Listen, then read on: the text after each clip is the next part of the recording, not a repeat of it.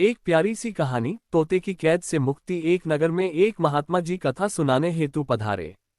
लोग रोज रात्रि को उनका प्रवचन सुनते और रोज कोई न कोई उन्हें अपने घर भोजन के लिए आमंत्रित करता। महात्मा जी जिंदगी में बहुत सादे और बुद्धिमान तथा ज्ञान में बहुत ही महान थे। लोग उनके प्रवचन सुनकर इतने प्रभावित होते कि वह उनके प्रवचनों को अपनी जिंदगी में अमल लाने की कोशिश करते। हर कोई चाहता था कि उसके घर में उनके पावन चरण पड़े और शायद उनका जीवन सुधर जाए। एक प्यारी सी कहानी, तोते की कैद से मुक्ति। एक प्यारी सी कहानी, तोते की कैद से मुक्ति। एक नगर में एक महात्मा जी कथा सुनाने हेतु पधारे।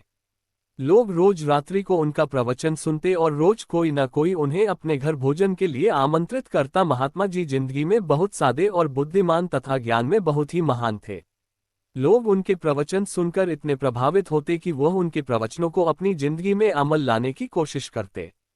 हर कोई चाहता था कि उसके घर में उनके पावन चरण पड़े और शायद उनका जीवन सुधर जाए। By Lotpot kids, updated on the 21st of August 2023 in stories. Moral STORI follow उस है। एक प्यारी सी कहानी, तोते की कैद से मुक्ति। एक नगर में एक महात्मा जी कथा सुनाने हेतु पधारे। लोग रोज रात्रि को उनका प्रवचन सुनते और रोज कोई न कोई उन्हें अपने घर भोजन के लिए आमंत्रित करता। महात्मा जी जिंदगी में बहुत सादे और बुद्धिमान तथा ज्ञान में बहुत ही महान थे। लोग उनके प्रवचन सुनकर इतने प्रभावित होते कि वह उनके प्रवचनों को अपनी जिंदगी में अमल लाने की कोशिश करते। हर कोई चाहता था कि उसके घर में उनके पावन चरण पड़े और शायद उनका जीवन सुधर जाए। महात्मा जी भी लोगों की अपने प्रति श्रद्धा देखकर उनका निमंत्रण स्वीकार कर लेते और फिर वहां भोजन ग्रहण करने जाते। एक दिन एक सेठ ने महात्मा जी को अपने घर आमंत्रित किया। महात्मा जी दोपहर का भोजन करने सेठ के घर पहुंचे। जब महात्मा जी उस सेठ के आंगन में पहुंचे तो वहां उन्हें एक बहुत सुंदर तोता पिंजरे में बंद नजर आया। अभी वह उस तोते को अच्छी तरह देख भी नहीं पाए थे कि सेठ उन्हें कमरे के भीतर ले गया। कमरे में महात्मा जी के बैठने के लिए पहले से ही सिंहासन लगा हुआ था। सेठ ने महात्मा जी को आसन पर बैठाया और स्वयं उनके लिए तैयार किया गया भोजन परोसने के लिए रसोई घर में अपनी पत्नी को कहने चले गए। सेठ अपनी पत्नी को आदेश देकर वापस आ गया और महात्मा जी के पास आकर पंखा झलने लगा। कुछ ही देर में सेठानी अपने नौकरों सहित महात्मा जी के लिए सुंदर सुंदर बर्तनों में पकवान लाकर परोसने लगी और सेठ ने महात्मा जी को भोजन ग्रहण करने के लिए आग्रह किया। महात्मा जी ने पानी की चुल्ली भरी और फिर भगवान का स्मरण करते हुए थाली के आसपास छिड़क दी और तत्पश्चात उन्होंने भोजन खाना शुरू किया। महात्मा जी भोजन करते रहे और सेठ सेठानी श्रद्धापूर्वक उन्हें भोजन करते देखते रहे तथा बारी बारी से पंखा झुलाते हुए उन्हें हवा करते रहे। भोजन करने के पश्चात महात्मा जी ने सेठ सेठानी को आशीर्वाद दिया और उन्हें भी प्रसाद भोजन ग्रहण करने को कहकर स्वयं आंगन में रखे पिंजरे में बंद तोते को देखने चले गए। महात्मा जी तोते के पास पहुंचे तो वह उदास नजरों से उन्हें ताकने लगा।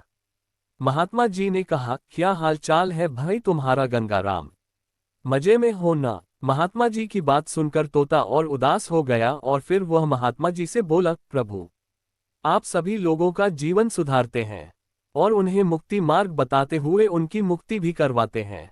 फिर क्या आप मुझे इस कैद से मुक्ति नहीं दिला सकते? क्या मुझे आप इस काबिल नहीं समझेंगे? महात्मा जी ने प्यार तथा दया दृष्टि से उस परिंदे की तरफ देखा और फिर बोले, भाई जब तुमने अपने आप को इस काबिल समझ लिया है कि मैं तुम्हारी मुक्ति करवा सकता हूं तो मैं तुम्हें मुक्ति दिलाने के काबिल क्यों न समझूं? और फिर हमारा तो काम ही दुनिया के हर जीव को मुक्ति दिलाने का है। इस बार तोता व्यग्रता से बोला, तो प्रभु जल्दी कीजिए ना, इस समय तो आप मेरे पास अकेले हैं, लेकिन अगर देर हो गई तो कोई आ जाएगा और फिर मैं आजीवन इस कैद में ही छटपटाता रहूंगा। इस पर महात्मा जी बोले, देखो भाई गंगाराम, मैं तो तुम्हें मुक्ति मंत्र दे सकता हूं, यानी कि मुक्ति का रास्ता ही बता सकता हूं, लेकिन आगे मुक्ति पाना तुम्हारा काम है। मुक्ति हमेशा साधना से ही प्राप्त होती है। प्रभु का ध्यान और उसकी साधना में इतने लीन हो जाओ कि तुम्हें अपने तन मन का सुध न रहे। ऐसा करने से तुम्हारी मुक्ति पक्की है। इतना कहने के पश्चात महात्मा जी ने उससे प्रभु के ध्यान लगाने का उपाय बताया और अंत में बोले, शुभ कार्य में कभी देरी नहीं करनी चाहिए, इसलिए तुम कल सुबह ही भगवान का ध्यान लगाकर प्रभु में खो जाना। अगर प्रभु ने चाहा तो तुम्हें शीघ्र ही मुक्ति मिल जाएगी। अच्छा प्रभु, मैं ऐसा ही करूंगा। तोते ने महात्मा जी के प्रति कृतज्ञता भरे स्वर में कहा। तब तक सेठ और सेठानी भी भोजन करके कमरे से बाहर आ गए थे। दोनों ने बाहर आकर महात्मा जी के चरण छुए। महात्मा जी ने उन्हें पुनः आशीर्वाद दिया और सेठ उनके साथ हो लिया उन्हें उनके रहने के स्थान तक छोड़कर आने के लिए। अगले दिन प्रातः ही तोते ने महात्मा जी द्वारा बताए हुए ढंग से प्रभु का ध्यान लगाने के लिए अपनी आंखें बंद कर ली और शरीर की सुध बुध खोकर प्रभु स्मरण में लीन हो गया। सेठ के नौकर रोज सुबह तोते को दूध और च्यूरी देकर जाते थे। जब एक नौकर रोज की तरह च्यूरी और दूध लेकर आया तो पिंजरे में तोते को निश्चत पड़ा देखकर उसके तोते उड़ गए। उसने दूध वाला कप तथा च्यूरी वाली प्लेट नीचे जमीन पर रखी और पिंजरा खोलकर तोते के शरीर को इधर उधर करके देखा, मगर तोते के शरीर ने न तो कोई हरकत की और न ही उसकी आंखें खुली। खुलती भी कैसे? महात्मा जी के उपदेश के मुताबिक उसने भगवान के ध्यान में इस कदर ध्यान लगा लिया था कि उसे दीन दुनिया की अथवा अपने तनमन की बिल्कुल सुध न रही। नौकर ने भागकर दूसरे नौकर को बताया तो दूसरे नौकर ने देखा और बोला, ये तो मर गया है, सेठ जी को खबर कर दो। सेठ जी को अपने तोते के बारे में पता चला तो वह भागे भागे आए।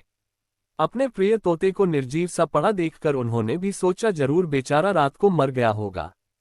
रात को अवश्य किसी बिल्ली ने पिंजरे पर झपट्टा मारा होगा। बेचारे का डर से ही हार्ट फेल हो गया होगा। फिर उसने एक नौकर को आदेश देकर कहा, देखो इस मृतदेह को जंगल में छोड़ आओ। यहां पर फेंकोगे तो हो सकता है कोई बिल्ली कुत्ता ही खा जाए। नौकर तोते को पिंजरे सहित उठाकर जंगल में ले गया। जंगल में जाकर उसने तोते को पिंजरे से निकाला और फेंककर वापस हो लिया। नौकर ने जब तोते को फेंका तो प्रभु स्मरण में लीन तोते का ध्यान टूट गया, उसका शरीर पूर्व हालत में आ गया। उसने आंखें खोलकर देखा तो वह प्रसन्न मिश्रित आश्चर्य में डूब गया। अपने आप को जंगल में मुक्त पाकर उसे सचमुच प्रभु पर पूर्ण विश्वास हो गया और वह मुक्त उड़ान भरता हुआ अपने मुक्तिदाता महात्मा जी का धन्यवाद करने उड़ चला।